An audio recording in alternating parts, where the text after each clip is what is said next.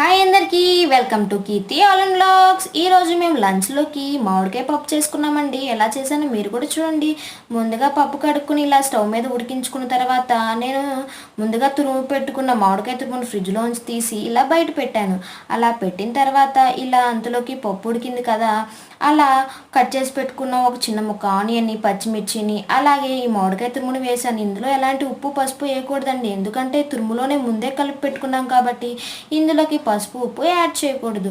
అలా వేసుకున్న తర్వాత పప్పు ఉడికింది కదా, నేను మా టేస్ట్కి తగ్గట్టు 1 స్పూన్ కారాన్ని యాడ్ చేసుకున్నాను. మీరు కూడా మీ టేస్ట్కి తగ్గట్టు యాడ్ చేసుకుని కొంచెం ఉడికిన తర్వాత ఇలా పప్పుని మెతుకుని అలా మీ క్వాంటిటీ తగ్గట్టు వేడి వాటర్ని పోసుకొని అలా మీ క్వాంటిటీని చూసుకోండి. అలా చూసుకున్న తర్వాత పప్పు అనేది ఇప్పుడు తిరుమత పెట్టాలి కాబట్టి ఒక స్టవ్ మీద గిన్నె పెట్టి 2 టేబుల్ స్పూన్ ఆయిల్ వేసి అందులో కొంచెం కాగిన తర్వాత అందులోకి నేను ఎండుమిర్చిని, అలాగే ఎండుమిర్చి కొంచెం వేగిన తర్వాత అందులోకి పోపు దినుసులు వేసాను. పోపు దినుసులు కూడా కొంచెం వేగిన తర్వాత అందులోకి జీలకర్రని యాడ్ చేశాను. అలాగే దంచుకున్న వెల్లుల్లి, అలాగే కరివేపాకును వేసి అలా కొంచెం వేగిన తర్వాత అలా పప్పులో పోసేసుకోవడం. పప్పు అనేది రెడీ అయిపోయిందండి. ఈ వీడియో మీకు నచ్చినట్టయితే ప్లీజ్ subscribe my channel.